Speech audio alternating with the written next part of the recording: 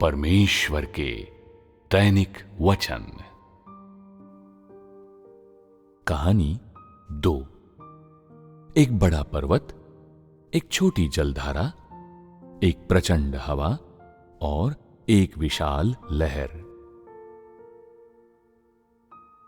एक छोटी जलधारा थी जो यहां वहां घूमती हुई बहती थी और अंततः एक बड़े पर्वत के निचले सिरे पर पहुंचती थी।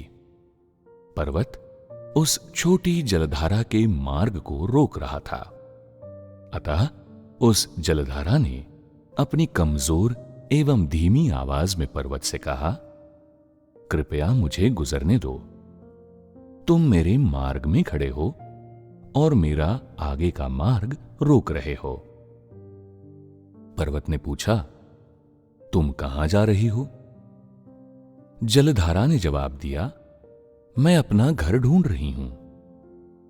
पर्वत ने कहा, ठीक है, आगे बढ़ो और सीधे मेरे ऊपर से बहकर निकल जाओ। परंतु वो नन्ही जलधारा बहुत ही कमजोर और छोटी थी।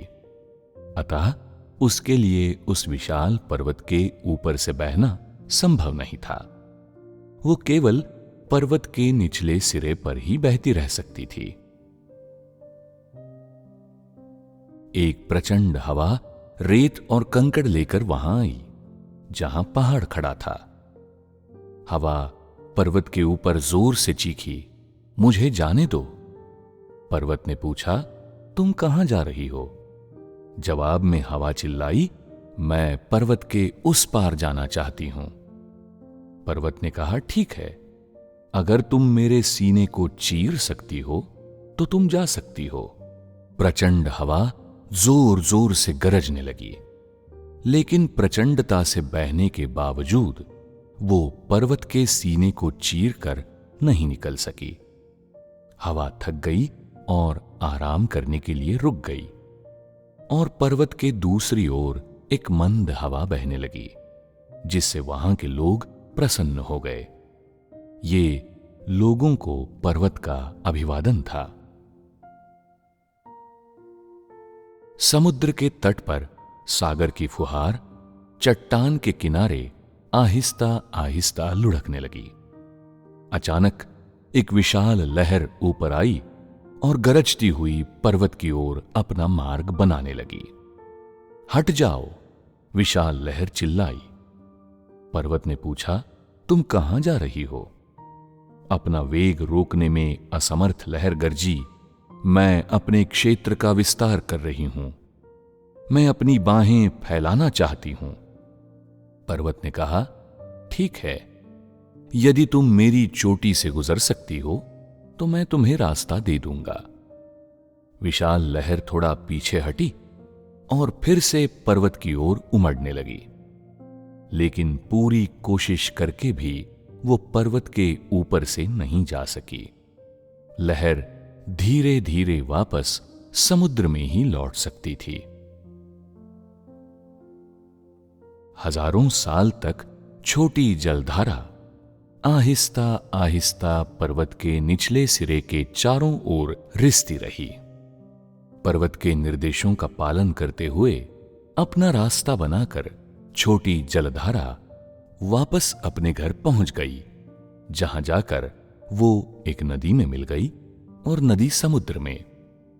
पर्वत की देखरेख में छोटी जलधारा ने कभी अपना रास्ता नहीं खोया। जलधारा और पर्वत ने एक दूसरे को पुष्ट किया और एक दूसरे पर निर्भर रहे। उन्होंने एक दूसरे को मजबूत बनाया, एक दूसरे के साथ प्रतिक्रिया की और एक दूसरे के साथ मौजूद रहे। हजारों साल तक प्रचंड हवा गरजती रही, जैसी कि उसकी आदत थी। वो फिर भी हवा के झोंकों के साथ रेत के बड़े बड़े बगुले उड़ाती हुई अक्सर पर्वत से मिलने आती।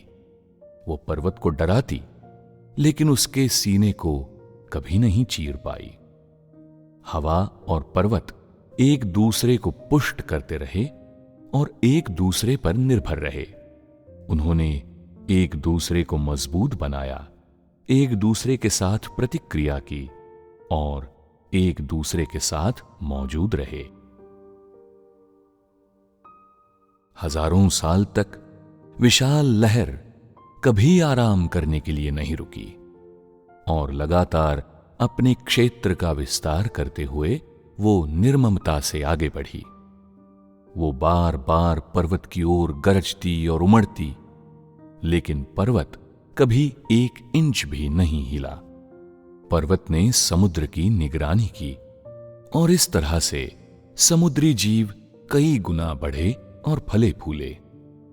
लहर और पर्वत एक दूसरे को पुष्ट करते रहे और एक दूसरे पर निर्भर रहे। उन्होंने एक दूसरे को मजबूत बनाया, एक दूसरे के साथ प्रतिक्रिया की और एक दूसरे के साथ मौजूद रहे। तो हमारी कहानी समाप्त होती है। पहले मुझे बताओ, कहानी किस बारे में थी? शुरू करने के लिए एक बड़ा पर्वत, एक छोटी जलधारा, एक प्रचंड हवा और एक विशाल लहर थी। पहले अंश में छोटी जलधारा और बड़े पर्वत के साथ क्या हुआ? मैंने एक जलधारा और एक पर्वत के बारे में बात करना क्यों चुना? पर्वत की देखरेख में जलधारा ने कभी अपना रास्ता नहीं खोया। वे एक दूसरे पर भरोसा करते थे। तुम क्या कहोगे? पर्वत ने छोटी जलधारा की सुरक्षा की या उसे बाधित किया? उसकी सुरक्षा की। पर क्या उसने उसे बाधित नहीं किया? उसने और जलधारा ने एक दूसरे का ध्यान रखा। पर्वत ने जलधारा की सुरक्षा की और उसे बाधित भी किया। जलधारा जब नदी में मिल गई तो पर्वत ने उसकी सुरक्षा की, लेकिन साथ ही उसे उन जगहों पर बहने से भी रोका जहां वो बह सकती थी और बाढ़ लाकर लोगों के लिए विनाशकारी हो सकती थी। क्या पहले अंश में यही सब नहीं था? जलधारा की सुरक्षा करके और उसे रोककर पर्वत ने लोगों के घरों की हिफाजत की। फिर छोटी जलधारा पर्वत के निचले सिरे पर नदी में मिल गई और बहकर समुद्र में चली गई। क्या ये जलधारा के अस्तित्व को नियंत्रित करने वाला नियम नहीं है? जलधारा को नदी और समुद्र में मिलने योग्य किसने बनाया? क्या वो पर्वत नहीं था? जलधारा ने पर्वत की सुरक्षा और बाधा पर भरोसा किया। तो क्या ये मुख्य बिंदु नहीं है? क्या तुम इसमें जल के लिए पर्वतों के महत्व को देखते हो? क्या छोटे बड़े हर पर्वत को बनाने में परमेश्वर का कोई उद्देश्य था? हाँ। ये छोटा सा अंश जिसमें सिर्फ एक छोटी जलधारा और एक बड़ा पर्वत है, हमें परमेश्वर द्वारा उन 2 चीजों के सृजन का मूल्य और महत्व दिखाता है। यह हमें उन पर उसके शासन की बुद्धिमत्ता और प्रयोजन भी दिखाता है। क्या ऐसा नहीं है? कहानी का दूसरा अंश किस बारे में था? एक प्रचंड हवा और एक बड़े पर्वत के बारे में। क्या हवा एक अच्छी चीज है? हाँ। ये जरूरी नहीं है। कभी कभी हवा बहुत तेज होती है और आपदा का कारण बन जाती है। यदि तुम्हें प्रचंड हवा में खड़ा कर दिया जाए तो तुम्हें कैसा लगेगा? ये उसकी ताकत पर निर्भर करता है, नहीं? अगर तीसरे या चौथे स्तर की ताकत वाली हवा होगी तो यह सहनीय होगी। अधिक से अधिक व्यक्ति को अपनी आंखें खुली रखने में तकलीफ होगी। लेकिन अगर हवा प्रचंड हो जाए और बवंडर बन जाए तो क्या तुम उसे झेल पाओगे? तुम नहीं झेल पाओगे। अतः लोगों का यह कहना गलत है कि हवा हमेशा अच्छी होती है या ये कि वो हमेशा खराब होती है, क्योंकि ये उसकी ताकत पर निर्भर करता है। अब यहां पर्वत का क्या काम है? क्या उसका काम हवा को शुद्ध करना नहीं है? पर्वत प्रचंड हवा को घटाकर किस में बदल देता है? हवा के हल्के झोंके में। अब जिस परिवेश में लोग रहते हैं उसमें ज्यादातर लोग प्रचंड हवा महसूस करते हैं या हवा का हल्का झोंका? हवा का हल्का झोंका। क्या ये परमेश्वर के प्रयोजनों में से एक नहीं था? पहाड़ बनाने के उसके इरादों में से एक नहीं था? लोगों के लिए ऐसे परिवेश में रहना कैसा होगा जहां रेत हवा में बेतरतीब ढंग से उड़ती हो, बेरोक टोक और बिना छने? क्या ऐसा हो सकता है कि जहां चारों तरफ रेत और पत्थर उड़ते हों, वो भूमि लोगों के रहने लायक न रह जाए? पत्थरों से लोगों को चोट लग सकती है और रेत उन्हें अंधा कर सकती है। हवा लोगों के पैर उखाड़ सकती है या उन्हें आसमान में उड़ाकर ले जा सकती है। घर तबाह हो सकते हैं और हर तरह की आपदाएं आ सकती हैं। फिर भी क्या प्रचंड हवा के अस्तित्व का कोई मूल्य है? मैंने कहा यह बुरी है, तो किसी को लग सकता है कि इसका कोई मूल्य नहीं है, लेकिन क्या ऐसा ही है? हवा के हल्के झोंके में बदलने के बाद क्या उसका कोई मूल्य नहीं है? जब मौसम नम या उमस से भरा होता है तो लोगों को सबसे अधिक किस चीज की आवश्यकता होती है? उन्हें हवा के हल्के झोंके की जरूरत होती है जो उन पर धीरे से बहे, उन्हें तरोताजा कर दे और उनका दिमाग साफ कर दे, उनकी सोच तेज कर दे और उनकी मनोदशा सुधार दे। अब उदाहरण के लिए तुम लोग एक कमरे में बैठे हुए हो जहां बहुत सारे लोग हैं और हवा घुटन भरी है। तुम्हें सबसे अधिक किस चीज की आवश्यकता होगी? हवा के हल्के झोंके की। ऐसी जगह जाना जहां हवा गंदी और धूल से भरी हो आदमी की सोच धीमी कर सकता है, उसका रक्त प्रवाह कम कर सकता है और उसके मस्तिष्क की स्पष्टता घटा सकता है। लेकिन थोड़ी सी हलचल और संचरण हवा को तरोताजा कर देता है और लोग ताजी हवा में अलग तरह से महसूस करते हैं।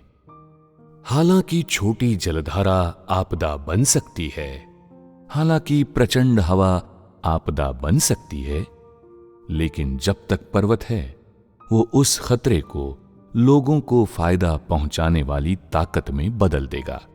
क्या ऐसा नहीं है? कहानी का तीसरा अंश किसके बारे में था? बड़े पर्वत और विशाल लहर के बारे में। ये अंश पर्वत के निचले हिस्से में समुद्र तट पर स्थित है। हम पर्वत, समुद्री फुहार और एक विशाल लहर देखते हैं। इस उदाहरण में पर्वत लहर के लिए क्या है? एक रक्षक और एक अवरोधक। वो एक रक्षक और अवरोधक दोनों है। एक रक्षक के रूप में वो समुद्र को अदृश्य होने से बचाता है ताकि उसमें रहने वाले प्राणी कई गुना बढ़ सकें और फल फूल सकें। एक अवरोधक के रूप में पर्वत समुद्री जल को उमड़कर बहने और आपदा उत्पन्न करने, लोगों के घरों को नुकसान पहुंचाने और उन्हें नष्ट करने से रोकता है।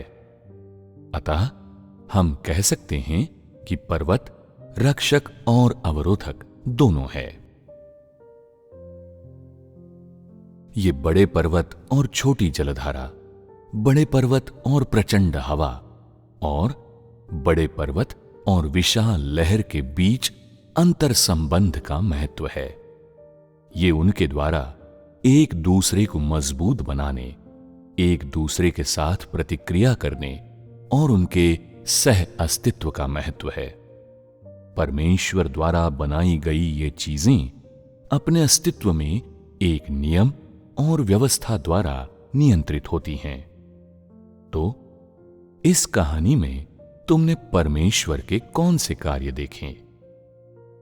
क्या परमेश्वर सभी चीजों को बनाने के बाद से उन्हें अनदेखा करता आ रहा है? क्या उसने सभी चीजों के कार्य करने के नियम और प्रारूप केवल बाद में उनकी उपेक्षा करने के लिए बनाए? क्या ऐसा हुआ है? नहीं। तो फिर क्या हुआ? परमेश्वर अभी भी नियंत्रण करता है। वो जल, हवा और लहरों का नियंत्रण करता है। वो उन्हें उच्छृंखल रूप से नहीं चलने देता और न वो उन्हें उन घरों को नुकसान पहुंचाने या उन्हें बर्बाद करने देता है जिनमें लोग रहते हैं। इस कारण से लोग धरती पर रह सकते हैं, कई गुना बढ़ सकते हैं और फल फूल सकते हैं। इसका मतलब है कि जब परमेश्वर ने सभी चीजें बनाई तो उसने उनके अस्तित्व के लिए नियमों की योजना पहले ही बना ली थी। जब परमेश्वर ने प्रत्येक चीज बनाई तो उसने सुनिश्चित किया कि वो मनुष्य को लाभ पहुंचाएगी और उसने उस पर नियंत्रण कर लिया ताकि वो मानव जाति को परेशान न करे या उसे संकट में न डाले। यदि परमेश्वर का प्रबंधन न होता तो क्या जल अनियंत्रित रूप से न बह रहा होता? क्या हवा बिना किसी नियंत्रण के न बह रही होती? क्या पानी और हवा किसी नियम का पालन करते हैं? यदि परमेश्वर ने उनका प्रबंधन न किया होता तो कोई नियम उन्हें नियंत्रित न करता। हवा गर्जा करती और जल निरंकुश होता तथा बाढ़ का कारण बनता। यदि लहर पर्वत से अधिक ऊंची होती तो क्या समुद्र का अस्तित्व रह पाता? नहीं रह पाता। यदि पर्वत लहर के समान ही ऊंचा नहीं होता तो समुद्र का अस्तित्व न रहता और पर्वत अपना मूल्य एवं महत्व खो देता।